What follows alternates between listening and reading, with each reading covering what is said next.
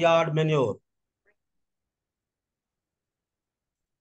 ठीक है, farm yard manure देखें। हम ये समझते हैं कि भाई फार्म यार्ड मेन्योर सिर्फ गोबर को कहा जाता है, लेकिन हम गलत समझते हैं। ठीक है, फार्म यार्ड मेन्योर से मतलब है वो सारा का सारा मटेरियल जो कि जानवरों की जगह से, जहां पर वो रहते हैं वहां से इकट्ठा किया जा सके, उसको हम कहते हैं फार्म यार्ड मेन्योर।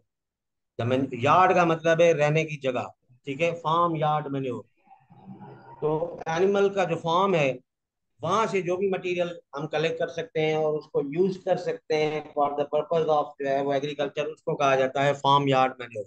इसके अंदर कौन कौन सी चीजें आ जाती हैं? इसके अंदर उनका डंग यानी कि गोबर आ जाता है, उनका यूरिन आ जाता है, और नीचे जो हम स्ट्रॉ वगैरह या घास फूस जो है वो डाल देते हैं ताकि उनको बैठने वगैरह में आसानी हो, तो स्ट्रॉ बेडिंग भी उसके अंदर आ जाती है। तो एवरी मटीरियल, हर वो मटेरियल, सिर्फ गोबर नहीं है उसके अंदर, यूरिन भी आप काउंट कर सकते हैं द फार्म यार्ड मैन्योर के अंदर। ठीक है, तो वो मटेरियल जो कि आपको जो है वो आप कलेक्ट कर सकें from the living places of animals including dung, urine, straw bedding, is called as farm yard manure. Okay, इससे आगे है फेल्सिक। ठीक है, अब फेल्सिक क्या है? फेल्सिक जो है वो रॉक्स एंड मिनरल्स के लिए यूज किया जाता है कि भाई ये फेल्सिक रॉक है या फेल्सिक मिनरल्स है। तो फेल्सिक रॉक और फेल्सिक मिनरल्स का मतलब ये है कि भाई वो रॉक्स या वो मिनरल्स जिनका कलर लाइट हो, एक होते हैं मैफिक, दूसरे होते हैं फेल्सिक। ठीक है, मैफिक के अंदर आयरन और जो है वो मैग्नीशियम डोमिनेंट होते हैं, और फेल्सिक के अंदर क्वार्ट्ज एंड जो है वो आपका फेल्सपस जो है वो डोमिनेंट होते हैं। तो फेल्सिक रॉक्स या फेल्सिक मिनरल्स उन मिनरल्स को कहा जाता है जिनके अंदर, जिनका जो कलर है वो लाइट हो, और उनके अंदर क्वार्ट्ज एंड फेल्सपस की जो तादाद है वो ज्यादा पाई जाती है, तो इसको कहा जाता है फेल्सिक। उसके बाद है फ्लैक्यूलेशन।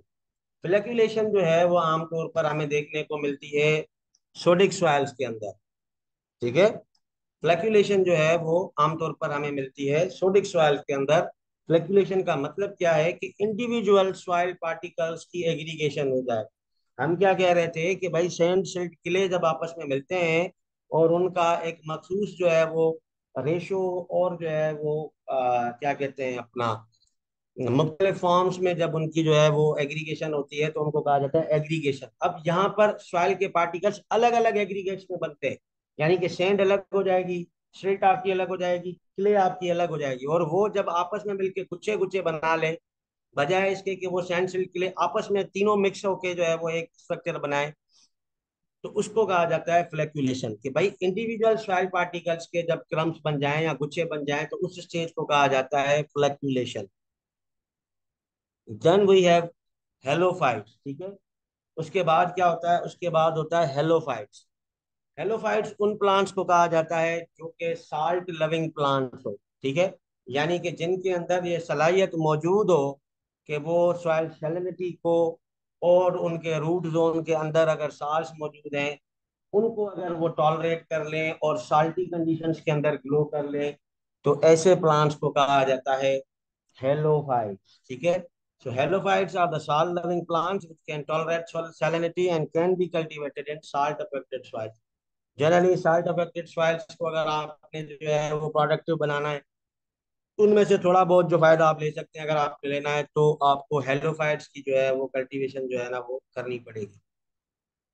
नेक्स्ट जो टर्म है वो है इमोबिलाइजेशन। ठीक है, इमोबिलाइजेशन से मुराद ये है कि भाई न्यूट्रिएंट्स का ऑर्गेनिक फॉर्म, इनऑर्गेनिक फॉर्म से ऑर्गेनिक फॉर्म में कन्वर्ट हो जाना।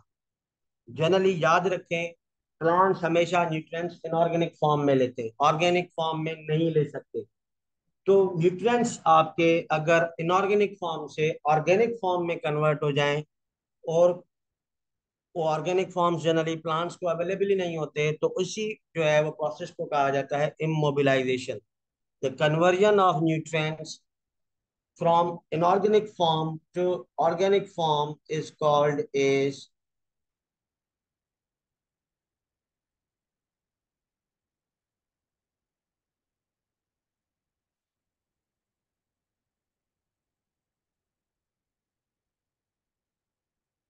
called as जो है वो आपका इमोबिलाइजेशन। इसका जो उल्टा होता है वो होता है मिनरलाइजेशन, वो हम आगे पढ़ेंगे। अब आता है आयन क्या है। आयन जो है वो एक एटम या ग्रुप ऑफ एटम्स हो जिनके ऊपर चार्ज हो, ठीक है, तो उसको हम कहते हैं आयन। ये केमिस्ट्री है प्रैक्टिकली। किसी भी चीज के ऊपर चार्ज तब आता है जब या तो वो इलेक्ट्रॉन लूज करेगा या फिर इलेक्ट्रॉन गेन करेगा। तो जो लूज करते हैं उनके ऊपर पॉजिटिव चार्ज आता है, और जो गेन करते हैं या रिसीव करते हैं उनके ऊपर नेगेटिव चार्ज आता है। This is the concept of chemistry. हमें यह पढ़ाया गया था कि भाई किसी भी चीज के अंदर प्रोटॉन्स और न्यूट्रॉन्स, सॉरी, प्रोटॉन्स और इलेक्ट्रॉन्स की जो कंसंट्रेशन है वो बराबर होती है। नंबर ऑफ प्रोटॉन्स भी सेम होते हैं, नंबर ऑफ इलेक्ट्रॉन्स भी जो है वो सेम होते हैं। अब अगर कोई भी एटम या कोई भी जो है वो एलिमेंट जब इलेक्ट्रॉन लॉस करेगा, क्योंकि प्रोटॉन के ऊपर पॉजिटिव चार्ज होती है, इलेक्ट्रॉन के ऊपर नेगेटिव चार्ज होती है। तो देखें, अगर 10 आपके पास नेगेटिव चार्ज है यानी कि इलेक्ट्रॉन है, और 10 आपके पास पॉजिटिव चार्ज है यानी प्रोटॉन है, ठीक है, तो अगर कोई भी एलिमेंट या कोई भी एटम अगर एक इलेक्ट्रॉन लूज करता है तो इसका मतलब ये है कि उसने एक नेगेटिव चार्ज जाया कर दी। अब ज्यादा चार्ज कौन सी हो गई? पॉजिटिव चार्ज हो गई, तो इसीलिए उनके ऊपर पॉजिटिव चार्ज आ जाती है। तो वो एलिमेंट्स या वो एटम्स जो कि इलेक्ट्रॉन लूज करते हैं उनके ऊपर नेगेटिव पॉजिटिव चार्ज होती है और उनको कैटाइन्स कहा जाता है। जो वो इलेक्ट्रॉन रिसीव करेगा यानी कि उसके अंदर एक चार्ज एक्स्ट्रा आ जाएगी, तो जो डोमिनेंट चार्ज है या ज्यादा चार्ज है वो नेगेटिव है, तो इसीलिए उनके ऊपर नेगेटिव चार्ज आ जाती है। And these compounds are called as anions, ठीक है। तो सॉइल के अंदर दोनों होते हैं, कैटाइन्स भी होती है और अनाइंस भी होती है। उसके बाद आ जाती है लीचिंग, ठीक है। Leaching is one of the most important term जो कि बाज औकात बहुत सारे लोगों को तंग करता है। Leaching is the wash away of soluble materials from soil profile.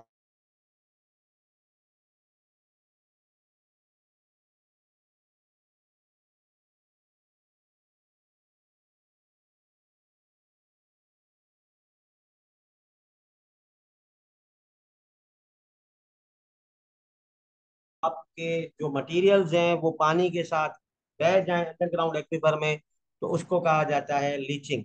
Leaching is the wash away और removal of materials by the action of percolating water, ठीक है, तो उसको कहा जाता है लीचिंग।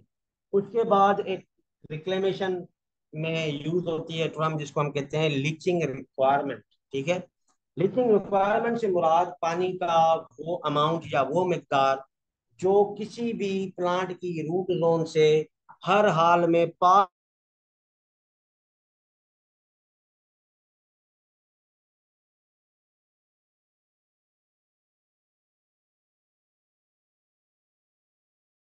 है। ऊपर से आपने पानी दिया, तो अगर साल सॉल्युबल है तो वो क्या हो जाएंगे? पानी में अल्पदीर हो जाएंगे, और जैसे जैसे पानी नीचे जाता जाएगा वो साल उसमें अल्पदीर होकर नीचे चले जाएंगे। तो इसको कहा जाता है लीचिंग। लीचिंग रिक्वायरमेंट से मुराद ये है कि भाई उतनी वो मिकदार, पानी की वो मिकदार जो किसी भी रूट जोन से हर हाल में पास कराई जाए या उसको जो है वो मुयसर की जाए, ताकि उसको जो है वो साल से उसके रूट जोन से पार किए जाएं। तो ऐसी फिनोमिना को कहा जाता है लीचिंग रिक्वायरमेंट।